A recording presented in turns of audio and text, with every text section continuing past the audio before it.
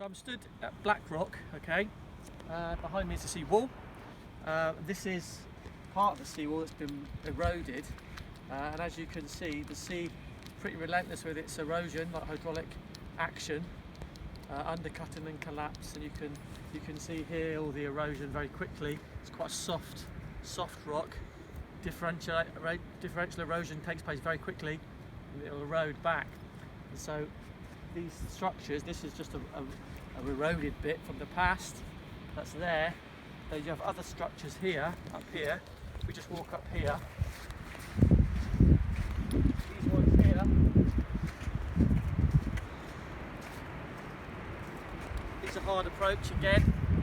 They're designed to hold the line.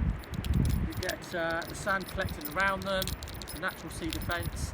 They don't look very nice, and they're quite old and they've been undercut and eroded.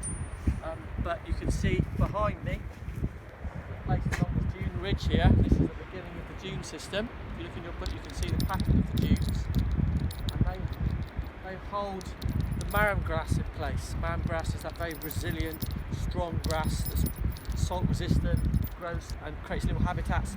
That's a great natural sea defence for when you get the massive high tides, because you can see all this erosion is very quick, and to hold the line is very expensive, so they have to think of ways. This does help, but there are other ways. One of the ways you can see up the back, there are Christmas trees they plant in. We're going to walk down to Widemouth where they've got them as well, and we'll talk about how they work.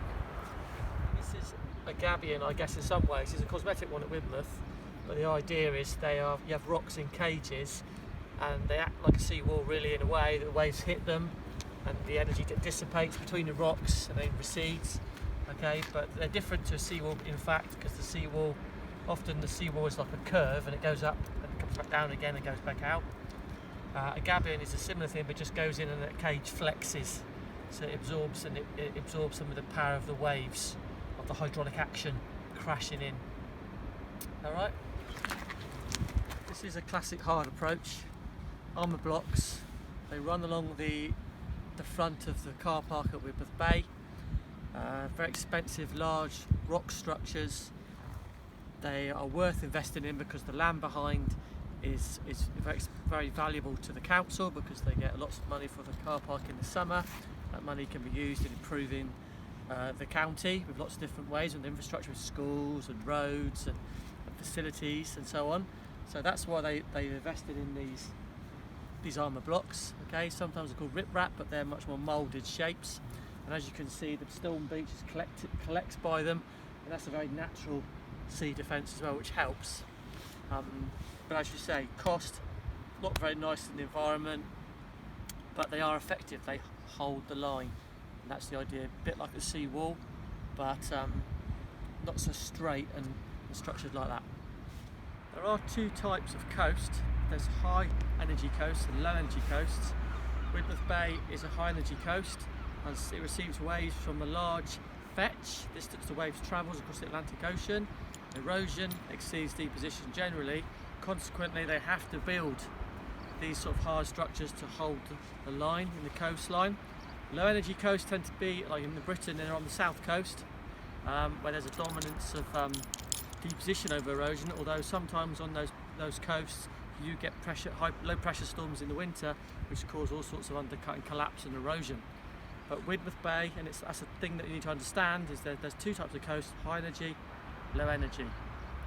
Widemouth Bay, the North Cornwall coast, is high energy. It receives large waves through the winter due to the large fetch. The storms go outside in the Atlantic, they brew, and then they bring in large waves, and they are very erosive.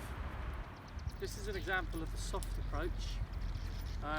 After Christmas, lots of the local residents get their Christmas trees, and they dig them into the blowout areas of the sand dunes, areas that have been eroded by the wind, aeolian processes, blasting it out, and they put the trees there. And what happens is plants, marram grass, colonise around it. They stabilise the sand to ensure that the erosion doesn't continue. It also stops the sand from blowing all the way from the beach. Different processes like saltation and those sort of wind-blown transport processes, have a look in the book, the wind blows the sand and often it goes onto the road, which is quite dangerous. Okay, so what they've done, they've encouraged the Christmas trees to be planted to stabilise the dune. It's like a natural sea defence, stops the sea from encroaching. It's more natural, it blends in with the environment. Okay, they've also by the road there, they've put a couple of fences, wooden fences. That's really a bit between soft and hard. And really the sand collects around that when you get those big westerly winds blowing the sand in, and that stops the sand from going on the road. And it is quite effective. It used to be really bad there. You come over the hill with your car and you hit a big lump of sand, it's dangerous. But now that has tended to work. And as you can see, this area's had quite a lot of management by English Nature and the North Cornwall County Council. And you can see you've got quite a lot of colonisation of sand tolerant plants, like for example marram grass. You can see all the marram grass tufts of grass all around here and so on, and that holds the dune in place much more than what it would be like. You get real blowouts and it gets eroded, and then you've got a problem. The most natural sea defence really is ensuring like something like Christmas trees is a really good idea. You know, it's worked. Okay, we've got this here, we've got that black rock as well, and I'm sure there's lots of places around the county where they're trying to do that.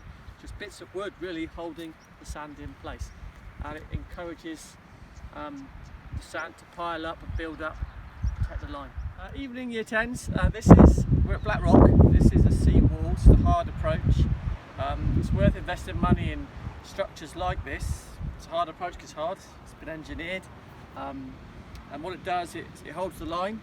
You've got these armour blocks as well, which are here, and that any sort of high tides or big spring tides, they absorb the power of the breaking waves, and so it limits erosion. And as you can see all the way along here, you've got levels of defence and you've got a sea wall as well. It's worth doing because the land behind is a car park, it's worth money, so the economy, it leads to the multiplier effect with tourism, so it's worth investing money so that the area doesn't erode. And if you look at the back here, there's dune systems all here, and if this wasn't here, this would just turn very quickly into a dune system and you'd lose that car park very quickly, I should think.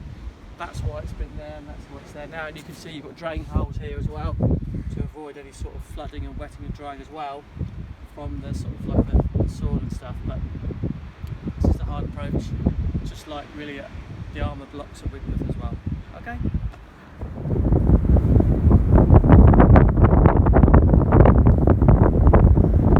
With regard to looking at coastal landforms, you've got erosion landforms, stack, stump, arch, cliff, and then you've got your deposition landforms where sand is blown and collected, where you get things like a dune, sand dunes, that's a deposition landform.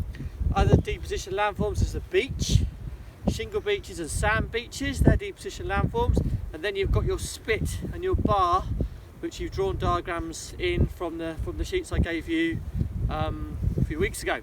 Okay, Spurnhead Spit and Exmouth Spit and those ones. So, but this is one that often is forgotten. Sand dunes are deposition landforms. How are they formed? Not necessarily from the sea, but the sand is blown in, the sediment is blown in off the sea sometimes, and it collects, and you get massive sand dunes, like in France, on the west coast of France, and parts of southeast England, but also in Cornwall as well. You get lots of dune systems that they need protecting because they do protect the land from the encroachment of the sea.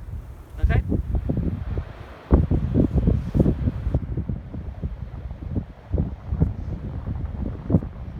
Okay, this is the north end of Widemouth Bay. It's called Salt House, and basically they've tried to stop cliff collapse and erosion. They've used a hard approach. These armour blocks have been purposely put here, very expensive process, and there's a selection in different areas. They've placed them where the rock has sort of eroded. You've got like differential erosion going on here. Erosion's at different rates. This is the softer rocks. So the sea, its erosion process is getting in here on big tides and knocking it away and eroding it. You've also got the issue of weathering, sub-aerial processes, mainly the wetting of the cliff, and you get freeze-thaw weathering, creating scree, and that leads to lots of cliff collapse. There's quite a serious issue of cliff collapse around here at the top of cliffs where they get very wet because the rock type is very soft. Okay, I know you want to play, shush. Also, you can see up there on top of the cliff, we've put pipes in. That's another hard approach sort of method, like I showed you yesterday, well on the last clip, another clip, is basically that's to drain the water out so that the cliff does stay dry, because often it's the wet of the cliff that causes the slumping and the collapse of the cliff, rather than the sea causing the base of the cliff to create those notches, undercutting notches. You can see here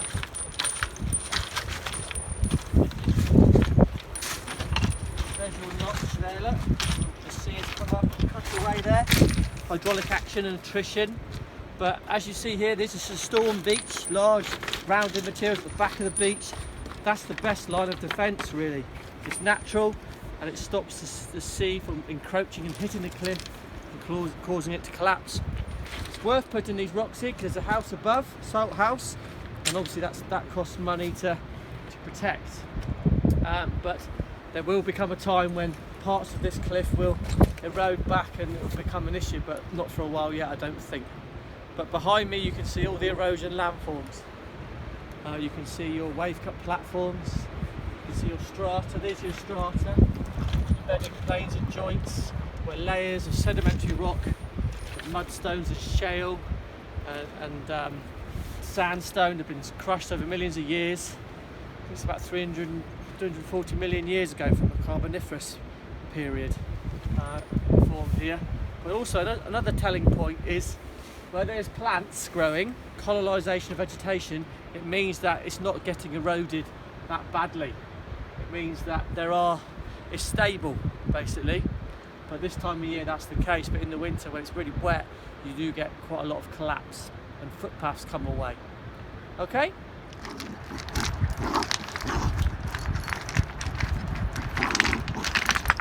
In conclusion, this little clip, coastal management, the hard and the soft approach.